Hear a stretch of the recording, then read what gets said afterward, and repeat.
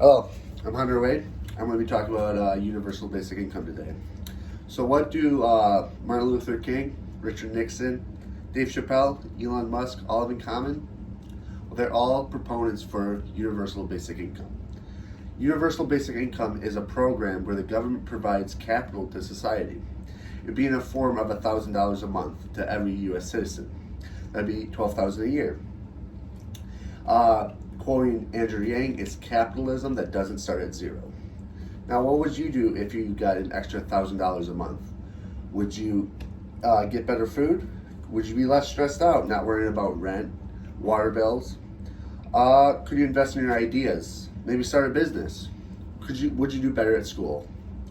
Now, by adapting UBI, we can eliminate the scarcity mindset and eliminate poverty.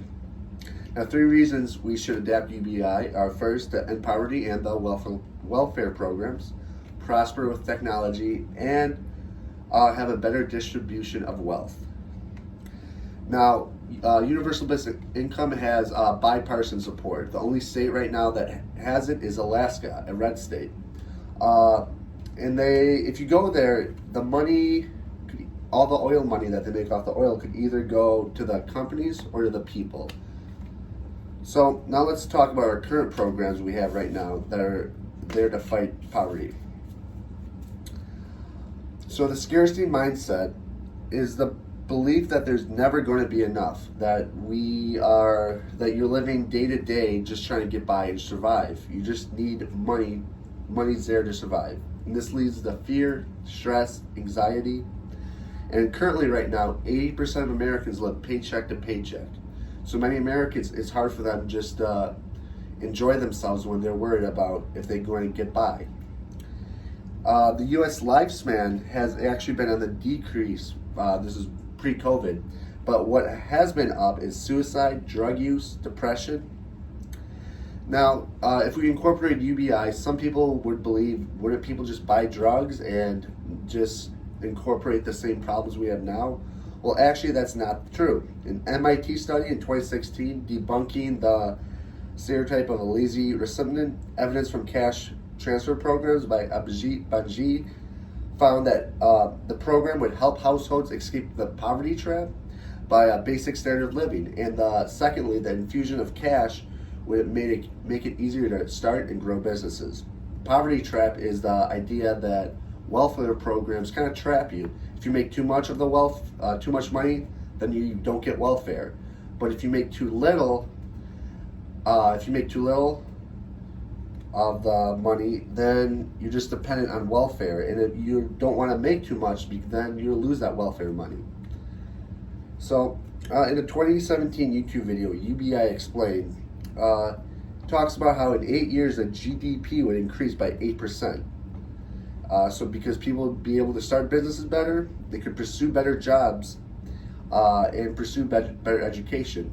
This also would help mothers out who are sometimes dependent on their husbands, in some cases in abusive and toxic relationships. Mothers can then be independent from themselves and then don't have to work as much and can just stay at home and focus on raising the kid. So we need to get the boot off people's throat. We need to end our social programs which aren't working. And we can pay this by introducing a VAT tax, where we tax companies like Google, Facebook, Amazon, who pay right now 0 in taxes. They are the big winners of the 21st century, and we should start getting some of that money. So poverty, it's always been around, but another reason we need to adapt UBI is because technology has been increasing faster than it ever has, especially in our lifetime. Do you all remember Blockbuster? Well, what beat it was better technology, frankly. And we've all seen the checkout clerk leave. Now there's just a robot. Call centers, truck driving, medicine, law, fast food are all jobs that are going to be run by robots in our lifetime. Per the Andrew Yang's website, in the next 12 years, 1 out of 3 Americans are at risk to losing their jobs to robots. If we look in the Midwest, Donald Trump blamed immigrants on taking jobs in the factories. Well, if you actually go down to those factories, you're going to see something the complete opposite. You're going to see robots in the factories doing the work. So by introducing UBI, we can have people safely transferred from one job to the next and not worried that's the end of the world because they lost their job. So we can't compete with robots. And COVID has only increased automation. Robots don't need a social distance like us. So we need to participate in the future of technology. Now let's talk about the United States. Right now, we have the highest income inequality of all G7 nations. If you can see right here, bottom 50%, top 10%. So yeah, America's top 1% holds more than half of the national wealth. Right now we're working ourselves to death. UBI won't replace jobs, obviously, but as Kurtz points out, a study in the US, only 33% are happy at their jobs right now, 16% are miserable, and 51% are only physically there. Work is work, and we need to change work culture right now currently.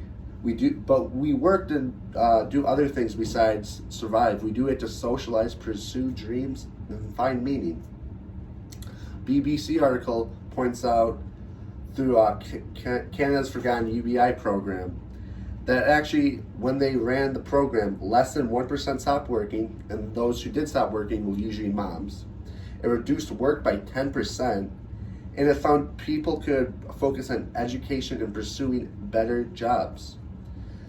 Let's talk about the economy and how this would affect the economy. Well, lastly, Kurtz in his YouTube video points out that the rich contribute 39 cents back to the economy, while poor people contribute $1.21. Finally, wealth is built through families. It's the granddad giving all his assets, all his money to his son. And currently, it's hard for people to do that unless you're really rich. By introducing UBI, it's the American dream. Over generations, family can build up more and more money. This is extremely important for minorities who have been left out of the U.S.'s system for the last how many years. And it would help them be able to build communities and have money that will go directly to them. And lastly, UBI is fair. The government can't say no to you based on how the way you look, how you think, how you your religious practices, who you marry.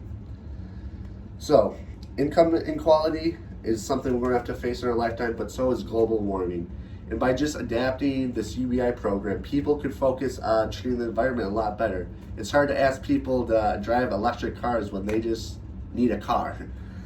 So, these issues we're going to have to face in our lifetime. So in conclusion, by adapting UBI, we can end poverty and the scarcity mindset. 3 reasons is to end poverty and welfare, prosper with technology, and distribute wealth. Over the summer of my senior year at high school, I worked through a school to work program. And I worked at my uncle's bakery he opened up. This town only had a population of 2,000, and I've seen businesses open and go throughout my whole life living in Cedar Grove. And if you ask anyone in that town, they loved his bread. It was the best bread ever. But he closed within a year, and he lost everything. He lost a lot of money, and he was stressed out of it. And the problem was a lack of disposable income. It was hard for the community to support his business. I remember coming back late at night, 2 or 3 a.m., and I would see his car parked out there in front of the bakery. He poured his heart and soul into the bakery, but no one was able to support him. So now that you've peeked over the hill and see some of the solutions, seen some of the problems, this is one of the solutions, I implore you to tell people about this, to do your own research and look into Andrew Yang, who ran for president in 2020. So thank you.